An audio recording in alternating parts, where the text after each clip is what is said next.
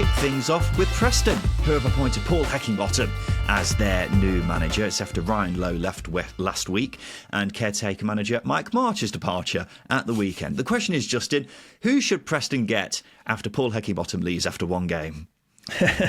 Well, they'll make through a list. They've probably got a short list of hard, managers who have hard-working principles and set up with three at the back. So who's next after that? Who sets up with three at the back? Notably, Gary Rowett's renowned for it. I was going to say Rowett seems pretty nailed on for this after this, doesn't he? But what do you think of Heckingbottom, Justin? Do you think that's a good appointment for Preston?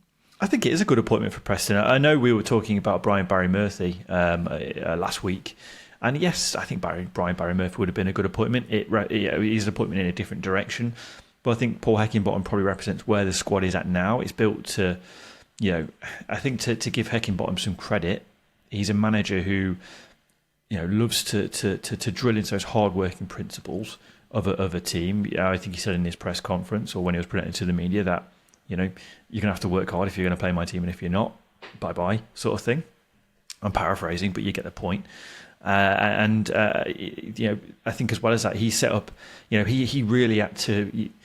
Sheffield United, when they came down from the Premier League the first time, it was a club once again in disarray. It was in disarray. There was a really bruising Premier League campaign, and Paul Heckingbottom, Slivica Jokanovic came in, and Paul Heckingbottom had to really bring the club back up after that really bad spell from Jokanovic, and he got them into the playoffs against the odds because he took over when they weren't in a great position. And then delivered an automatic promotion the season after that. And as well as that, he set up a system that was, yes, they were very familiar with it, but he got the best out of individuals as well, like Illiman and Dye, for example. He became a talisman player. And I think if you've got a manager who can do that with very little, because he didn't really have a lot to work with in terms of bringing players in, yeah, I do think he's a good appointment.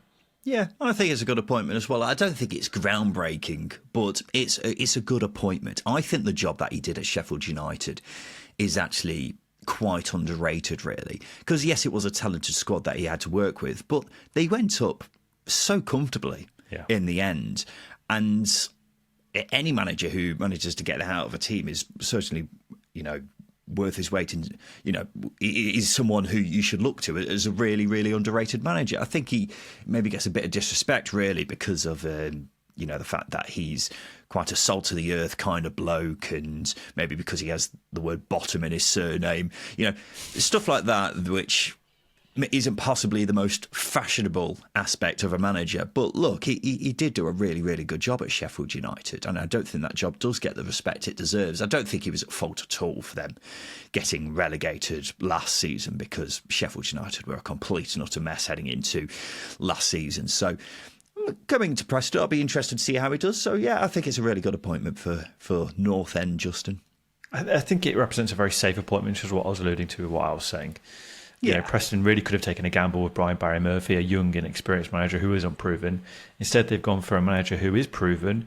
He has done it at Championship level for Barnsley, where he's got experience at Championship level for Barnsley, Leeds, Sheffield United, which is something that's going to play a good role in Preston's sort of choice.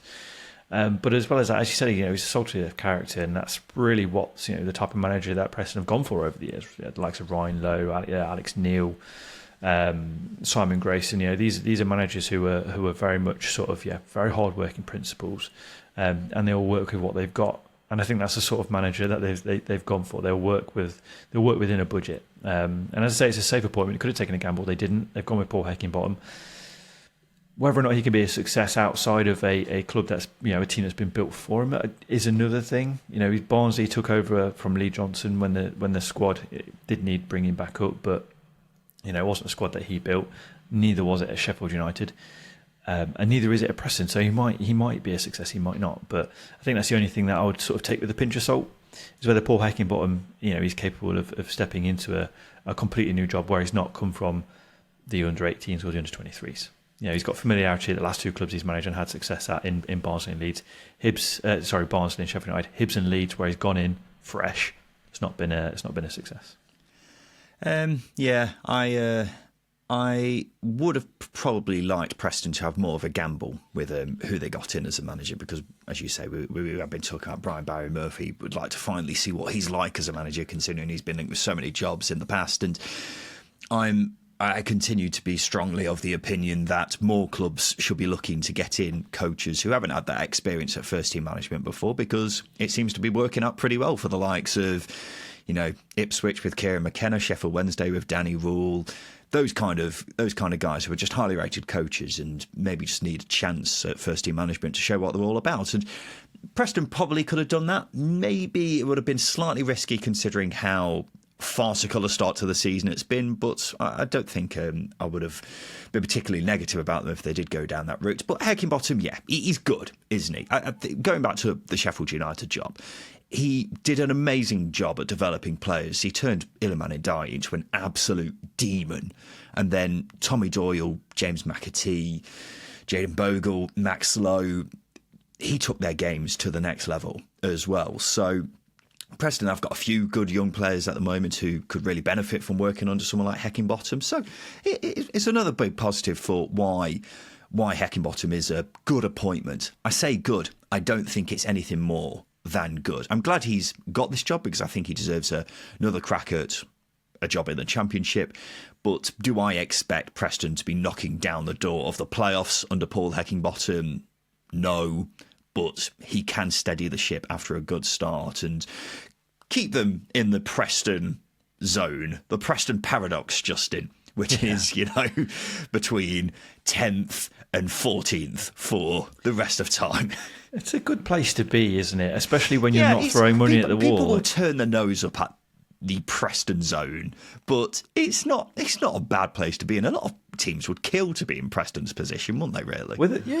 They really would. They really would. And I know it's meant a bit of a joke in a jokey way, but genuinely, this is where the foundations start for building on something more solid. I know they've had that with Ryan Lowe, but this sort of start to the season, how it sort of transpired now, has really shook those foundations a little bit, and they've had to, they as you said, they have to steady the ship, and I think Paul Heckingbottom's that guy to do that. That being said, their recruitment still has to improve. Their ability to sell players at the highest value and reinvest into the squad also has to improve. So there's things that are going on above the manager that also need to improve. Whether that's Peter Ridsdale, taking a bit of a backward step or giving someone else the keys to the club is another question. But I think the club will always be in the pressing zone until they start to take risks off the field as well. Not saying invest millions and millions of pounds into the squad and bankrupt themselves. I'm saying maybe take a slightly different direction, a little bit more of a modern direction that other clubs are sort of incorporating. I think that's something that Preston do lack a little bit as well. Yeah, I don't think anyone will deny that, especially Preston fans. They'd want to see a bit more optimism and ambition from the club hierarchy, but we never seem to see it, do we? And I don't think Paul Heckingbottom, with all due respect, while I do think he's an underrated manager, I'm not sure he's good enough probably to get them out of the Preston zone. Maybe I'll be wrong, but we'll wait and see. Justin, let's go on to some transfer news. It really caught me off guard that we're just over a week away from the transfer window closing, which has really snuck around the corner, hasn't it? But it's left a few clubs looking a bit worse for wear with just over a week to go. One of those clubs is Leeds United, because Jorginho Rutta's move away has now been confirmed. He's joined Brighton in a £40 million deal. This is an incredible stat from Transfermarkt.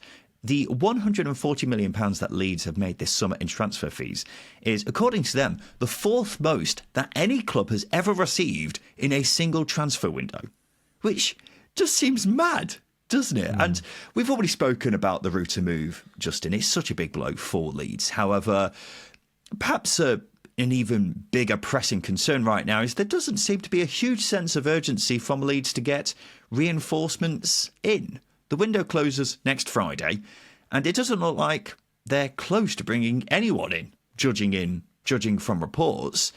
And so I get the sense it's going to be a very nervy final week of the window for Leeds United and their supporters, Justin. Yeah, I'm just sort of picturing what it would look like as a documentary series to be in that sort of war room, if you like. The transfer strategy war room. I don't think it's as bad as the Sunderland one. Yeah, where it's where the scouts looking around saying, why am I seeing Ibrahimovic at the bottom of this list? But you know what? clearly they'd take him at the moment. They would take a Zlatan Ibrahimovic in his current state. I mean, he's still a fit bloke. I've seen videos of him enjoying himself over the summer. He's still got a six-pack, so maybe he can still do a job. But I can only imagine sort of the recurring thought in those that are controlling the transfers at Leeds. What they're saying over and over again in their head is just like shit. Like it's like your holiday's coming up, but you've not packed yet, and we'll pack next week. I'll pack tomorrow. I'll pack the day after. It's just that constant like putting things off. That's clearly not happening, but that's what it feels like. It's this almost a disorganisation that is maybe going on behind the scenes, and because they've had to sell these players now and get the money in now, because whether or not they're going to be over the profit and sustainability threshold or not is another question. But they won't be able to reinvest all of that 140 million because of that. It's a really difficult state for them to be in. But it's just that lack of what I would say is forward planning earlier on in the summer to get targets listed up and drawn in to soften the blow of losing these key players. It just doesn't seem that's been the case. No, it really doesn't. And that's why there's a huge amount of panic right now in the Leeds United fan base, isn't it? A huge amount of panic because while they have got all this money, and you're probably right, they won't spend all of it, I think Leeds fans were expecting to have seen some reinvestment of that money back in the squad because, I mean, anyone with a bit of foresight could have seen that it was almost certain that they were going to lose Somerville and Gray this summer. Ruta and Kamara, maybe not so much, but still they've gone, and it doesn't seem like they have anyone in line to replace them. Yeah. They may have targets in mind, but it doesn't seem like those players are, urgent, who are imminently on their way to Leeds as things stand. And that's a big concern because it feels like they're going to be really running around all over the place in the next week or so. And you've still got to keep in mind they may not have Willie Gnonto when the transfer window closes. So they could have another big player going out of the door. So I don't know. It just seems like a big disorganised mess from the outside looking in. That may not be the case, and we may be sat here next weekend, Justin, thinking actually everything's looking all right at Leeds. But right now, it all seems like a big mess. I think even if Leeds replace these players, I'd make the argument confidently that Leeds have had a bad window, because even if you sign, let's say, hypothetically they sign Jack Clark and any of their other top targets to come in, those players have still got to come in. They've got to bed themselves into the style of play. Daniel Farke's behind sort of 4 or 5 weeks working with a new group of attackers that needed replacing earlier on in summer. So they're just going to be behind schedule. That's what it's going to be feeling like. And as I say, that lack of forward planning it should have been there. I think if you look at Brighton, Luton, etc., they always have a plan, don't they? A player goes out the window. There's a list of targets that are similar to them. We'll replace that type of player with so and so. It just works. Whereas Leeds, it almost feels like they've just gone, there's a bid for Ruta. They've matched his. Okay, right, and then that's it. They've not done anything else. It is a sorry state of affairs. And as I say, even if Leeds do replace those players, I'd still make the argument that it's been a poor transfer window. I would say it's probably hard to disagree with that, actually, Justin. As we were saying last week, whoever Leeds get in, they simply won't be as good as the players who have gone, because Ruta, Somerville, possibly Gnonto, all extremely talented players who you only get in the Premier League. So that's a concern. And what I'm seeing amongst Leeds fans right now is a huge amount of concern about the players going out the door. I worry that in the next week or so, that concern could very easily turn to anger and just blind fury if things don't get sorted out very quickly. One player Leeds had been linked with, but probably won't be signing from the looks of it, is Norwich's Jonathan Rowe. The Telegraph say a £13.5 million deal is expected to be agreed with Marseille. Good deal for Norwich, Justin? £13.5 million? I think it is. I think when you are sort of 2 or 3 years down your parachute payment lines and you're I know Jonathan Rowe's got a huge amount of potential.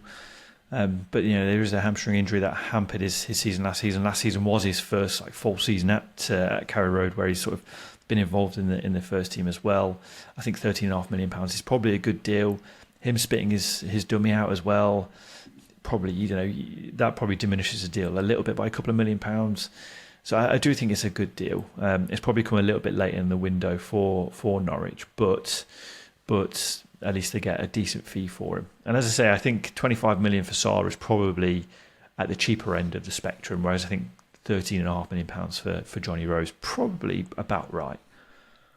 Yeah, Norwich have become another club who've earned a fair bit of money from this window, haven't they? But we haven't seen a huge amount reinvested back into the squad, so I wonder if they'll be bringing players in before the window closes as well. But he's a big player to lose. He had a really good season, but I mean, it is only one season, isn't it? So how good a player Jonathan Rowe is going to turn out to be, I'm not too sure. But if Norwich can get 13 million from now, considering he has made it pretty clear that he doesn't want to be at the club anymore, then you'd probably take that, wouldn't you? Luton have certainly finally made a splash in the transfer market. They've signed defender Mark McGuinness from Cardiff in a deal which could reportedly rise to £10 million. The 23-year-old was a regular at Cardiff last season before missing the final third of the campaign through injury.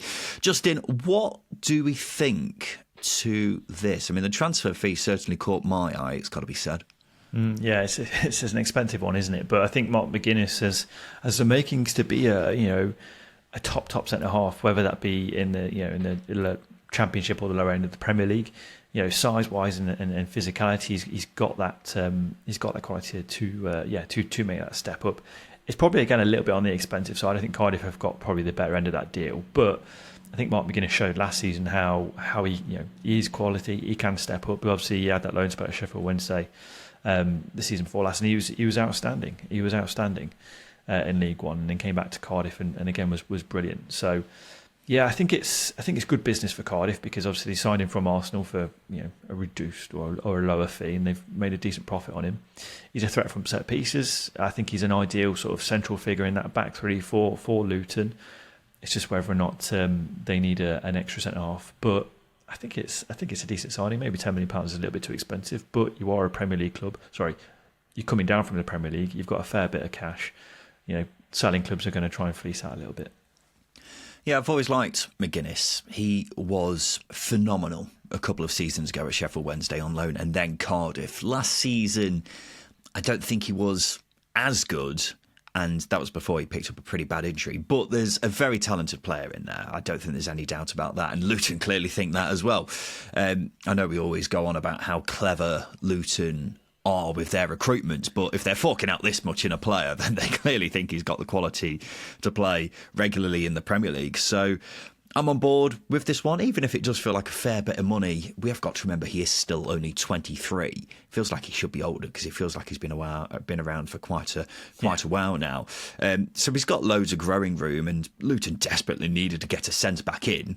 And so I'm intrigued to see how he gets on. I think it could be the classic good deal for all parties, Justin, because Cardiff get a substantial amount of money for a player they got fairly cheaply, possibly even on a free. I can't remember off the top of my head from Arsenal.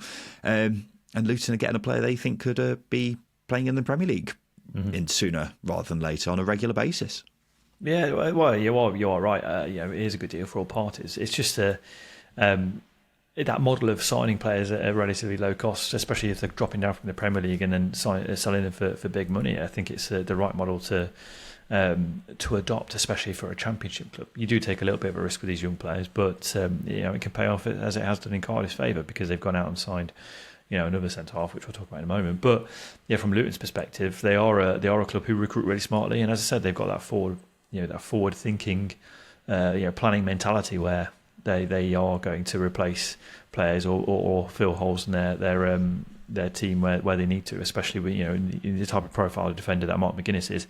As I say, he's a perfect fit for that central figure of a back three, because paired with either Amari Bell or Tene Mengi on the other side of him, or whoever else, it's a very good balance, I think. I would like to see them sign another centre-back because they do seem a bit light in that area still, especially if Ted and Megan leaves. So we'll see if that happens. Luton have also signed Liam Walsh after his release from Swansea. The 26-year-old midfielder also had spells at Bristol City and Coventry. I would be honest, if any other club signed him, I'd probably shrug my shoulders. But because it's Luton, I'm thinking to myself, what are they cooking? What are they cooking over there? That's exactly my sort of my line of thinking. Like say if Oxford signed him, you go, yeah, okay, yeah, all right. But it's Luton. You just sort of put the magnifying glass and go, all right, what have you seen? What have you heard? Yeah. What don't we know? I mean, we know a lot about Liam Walsh. He's a very talented player when he's fit. That's the key thing with Liam Walsh. If you keep him fit, you can probably get a decent spell out of him. But it's just, it's just keeping him going. That's been a difficult thing for the clubs he's been at. I did see him linked with a League Two side earlier on in the summer as well. I can't remember who it was, but it looked likely that he was going to go to League Two. So, what have Luton seen? Yeah, I'm interested to see how much he plays. I think last season with Swansea was by far the most games he's played in a league season for many years. So whether Luton have looked at him and thought, there's something there that we can work with. Well, clearly they have because they've signed him. But whether there's a player who they think could play regularly in the first team, I'll be really interested to see. But yeah, it's a strange one. It's a bit of a strange one, but yeah, fascinating at the same time. Speaking of Cardiff, they've already sorted out a replacement for Mark McGuinness. They've signed Cercle Bruges centre-back Jesper Darland for a reported fee of around £3.5 million. I don't know too much about him, Justin. I did do a bit of research. He's very good in the air, so he seems like a very Cardiff centre-back in that respect, because one thing that we saw with Cardiff centre-backs last season, they like ones who dominate in the air, and Darland seems like he may be the next in line in that regard. You do say that, but Cardiff are trying to play a different way. Bullett's trying to build from the back, and reading a little bit about Darland, he's a player who's comfortable with the ball as well. I did see Bullett say that they tried to get him in January, but Bruges wouldn't let him go. Fair enough, they've gone back for him. But this is the sort of forward planning that clubs should be doing. Make a note, Leeds. Mark McGuinness has been linked with the move away for a lot of the summer. Cardiff have clearly gone, well, we went for this guy in January. Couldn't get him then. If we lose McGuinness, let's go for him then. And they signed him. That's good transfer business. It's great transfer business, and they've got him on a 4-year deal as well. So if he does very well, you can see him. You can see him prospering at Cardiff. Now it's shaping up to be a very busy week and a bit for Burnley, because Sander Berge looks like he's heading out the door, with Fulham having agreed a fee for him. Dara O'Shea continues to look like he's set to leave as well, with Ipswich and Wolves now reportedly interested in him, as well as Brentford. Jerry Berg Goodmanson's seemingly off to Saudi, possibly still traumatised after getting shouted at by Vincent Kompany. And a few others have also been linked with moves away as well. However, it looks like there'll be players coming in. They're said to be interested in Manchester United midfielder Hannibal Medri, which would be a good signing, wouldn't it? Jeremy Sarmiento is possibly going there as well. He was on loan at Ipswich last season, had a big impact in the second half of last season. They have got about 40 players. Do they really need any more than they've already got? Apparently they do. One player who has joined is Chelsea defender Bashir Humphreys. The 21-year-old was on loan at Swansea last season. What do you think with this one, Justin? The poor guy Humphreys, struggling to get a seat in the Chelsea dressing room and going to Burnley and struggling to get a seat in that one. I did think that, yeah. Obviously, I'm joking. It's nowhere near as bad at Burnley as it is at Chelsea. It's not even close. But it's still funny. It's still a little bit funny. But with Humphreys, I think you've got a comfortable ball playing defender who's equally comfortable at centre half or at full back. So he gives Scott Parker options in the system. He's a young player as well who is mouldable, who is easy to develop, has got room to develop. So I think it's good business for Burnley, especially if you're forward planning, in sort of 2 or 3 years' time, as every Championship club should do. It'd just be interesting to see how much game time he gets.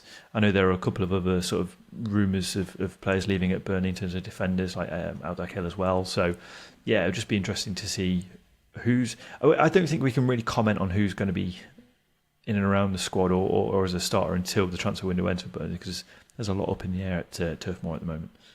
Yeah, there certainly is. You can say that one again. I do think this one is a bit strange, because he's still a young lad, may develop into a good player. But he didn't stand out massively for me at Swansea last season and actually lost his place in the team towards the end of the season. So if that's happened at a mid-table championship side, is he going to play that much for a team aiming for promotion? Particularly when they've already got 8 centre-backs on the books, by my count. So I don't know. It just seems like a bit of a weird one. So I hope I'm wrong and he does get some game time at Burnley and ends up being a good player. But it seems like he is going from one club in Chelsea with a ridiculous number of players to another club with a ridiculous number of players. So, yeah, how much game time he's actually going to get, Justin, I'm not too sure, I've got to say. Portsmouth, they've signed midfielder Abdoulaye Kamara from Borussia Dortmund for an undisclosed fee. The 19-year-old joined on a 4-year deal. He's yet to play a league game in senior football. Now, I will admit, I was confused when I saw that they had signed Abdoulaye Kamara. I initially thought it was Abu Kamara, who was excellent for them on loan at Norwich last season. But it's not the same player, Justin, just in case you were wondering. No. I'm quite familiar with Abdoulaye Kamara because, once again, my obscure player knowledge comes a lot from playing Football Manager, and I've signed him a couple of times on a couple of saves. Great. So that's what we're basing our knowledge on here, because I was going to say he's not played a league game in senior football yet, so it's definitely not from watching Borussia Dortmund. No. He has played a league game in senior football on my saves, and you know what? He develops into a very tidy player. He's good with the ball, I know that, but again, that's for a video game, so what do I really know? But I think with Portsmouth, it's faith in the process sort of thing. They're very good at identifying needs. They're very good at identifying quality, and obviously, if it's not broke the bank for them, it probably hasn't with him not playing a senior game, Kamara. Then it's certainly a tidy signing. It's interesting looking at the website Transfermarkt. They say over the last 2 seasons, Abdoulaye Kamara has been injured for an average of 242 days a season. So hopefully that's some sort of mistake on their behalf. Otherwise, I'd be a bit worried about that injury record, but I don't know much about him. So interesting to see how he develops at Fratton Park. Speaking of Abu Kamara, just a second ago, he has put in a transfer request at Norwich because it seemed pretty clear that he wasn't going to get much game time at Norwich this season, whereas he's getting quite a bit of interest from Portsmouth, namely. I think Hull have also been linked with him, so it'd be interesting to see if he does get a move out. But he really impressed at Portsmouth last season, didn't he? So I'd be keen to see him getting regular game time at Championship level. Whether that happens or not, Justin, only time will tell. Yeah, I mean, he scored 10 goals in sort of 50-odd games for Portsmouth last season. He was very active. He was very sort of relied upon. And I think the surprising thing with Norwich is having sold Adam Ida and now Johnny Rowe, then maybe they need a little bit more depth in attack and wanting to keep hold of Abu Kamara. But it surprises me just in that he doesn't seem like he's going to get a regular first team spot at Norwich, considering he is a young lad. He did really well in League One. Yeah, well, that is the surprise. But at the same time, Norwich Ben Napper might have a plan. But we won't know until sort of by the time the transfer window closes in a week or so's time. So. Yeah, no, it is a surprise that he's not going to, or he doesn't feel like he's going to feature much. But that might not be the case come sort of September 1st when the transfer window slams shut, or so the cliche goes. Yeah, we'll see. I hope he does play at Championship level because he does seem like a really, really good player. We'll finish off with some other business, Justin, and at the risk of being called the third tier podcast, there has been a big development at Blackpool. Neil Critchley has been sacked, and who's been put in caretaker charge? Your friend of mine, Richard Keogh, which I absolutely love, Justin. Championship legend Richard Keogh, possibly, turning out as a manager. It's just good stuff. It's brilliant stuff. I mean, we can joke about it because Richard Keogh represents a bit of a joke figure amongst Championship fans, but genuinely, I have not witnessed a more sort of passionate and hardworking footballer at Derby County over the years of watching him. And I think the thing that I'm most intrigued by with this whole scenario is firstly seeing him in a tracksuit, but also whether or not he's going to wear a suit. I think as a caretaker manager, it's very presumptuous to wear a suit and a tad disrespectful to your situation. So he's going to wear a tracksuit. But that being said, I've never seen Richard Keogh not in a pair of shorts. So seeing him in a tracksuit again will be an interesting one. Yeah, you've definitely got to go tracksuit when you're a caretaker. You can't. You do see some wear a suit. It's like, it's whoa. just outrageous behaviour. You've got to go tracksuit when you're a caretaker, because until you're a full-time manager, you're still just a coach in my eyes, and anything other than a tracksuit is just outrageous behaviour. But with Richard Keogh, he won't miss much, will he, from the sidelines, will he? With those big old eyes, he'll be keeping an eye on everything. So that's one thing I'm looking forward to. And finally, we've had a bit of feedback regarding your shout from Sunday, Justin, that there's a correlation between how handsome a goalkeeper is and whether they're any good. So your point was that the uglier the goalkeeper, the better they are. Uglier the more handsome, is a harsh word. I don't like that word. Okay, maybe not uglier. They don't have the model good looks that some others do, shall we say. Okay. Average looking. The more average looking the goalkeeper, the better they are. Well, Josh got in touch to say Loris Karius, very good looking man, but a crap goalkeeper. So that builds up your theory, Justin? There we go. There's one. This is what I mean. I need to create an entire sort of diagram, almost detailing this. Now, as I say, there are some outliers, but you have that in any bit of sort of data gathering. You will have an outlier. But Karius, yes, very good-looking chap, incredibly good-looking chap. A tad underwhelming on the goalkeeping front. Alice on our Patreon said Alisson at Liverpool. I think we mentioned him on Sunday. Yeah. Very much goes against your theory, that one. Yeah, very much ruins it. Yeah. Sam also emailed in to say Buffon and Hugo Lloris, both very good-looking goalkeepers. Buffon, yes. Hugo Lloris? Oh, come on. Hugo Lloris is a very handsome man. I don't know. I wouldn't put Hugo Lloris in the handsome category.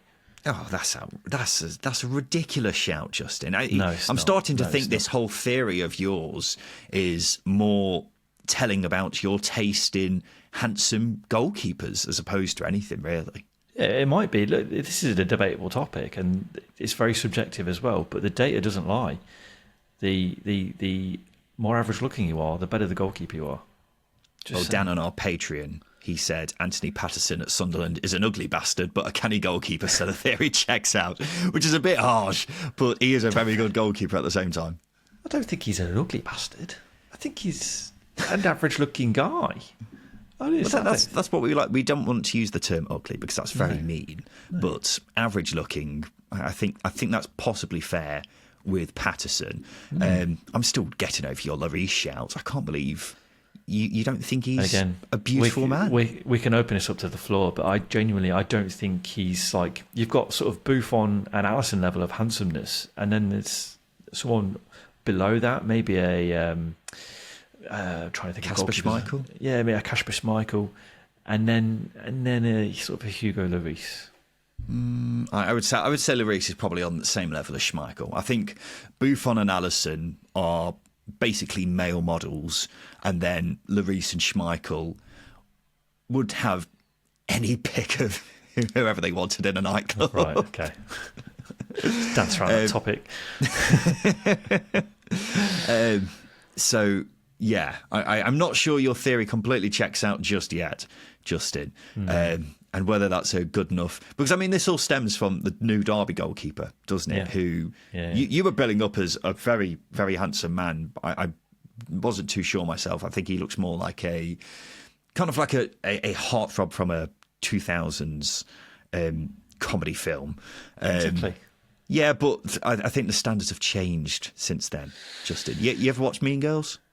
I have watched Mean Girls, yes. Yeah. Mean Girls. The guy who's meant to be the big heartthrob in that. He's an all right looking bloke. He may have been very good looking in the mid 2000s, but nowadays he's not a Hugo Lloris for me. We all age differently. As some age nicely like us, some age terribly like you. That's how it goes. Needless. That's just how it goes. And it's not needless because you're throwing slights at good-looking people like Zellistrom, the new Derby goalkeeper, and there's just no need. You've been slacking off Hugo Lloris. I haven't. I just said he's not model good-looking. That's the difference. That's the difference. That's what I was saying. No. Yeah, that's what I was saying about the new Derby keeper. Your spectrum's all off. I'm going to get this drawn up, and we need some more recommendations. But I'm going to get this drawn up into a proper diagram. Okay, we'll see about that. Well, if you have any more shouts regarding beautiful goalkeepers or anything else in general that you want to get in touch with us about, whether it be something you spotted or just a funny story, let us know. secondtierpod@gmail.com, or you can drop us a DM on Twitter for any correspondence such as that. Right, that's about it for us, Peachy. We'll be back again tomorrow with the preview show brought to you by SBK, where we'll be making our predictions for another weekend of Championship action. So we look forward to seeing you then for that. But this has been the Second Tier Podcast. I've been Ryan Dilks. I've been Justin Peach. And a big thank you for listening.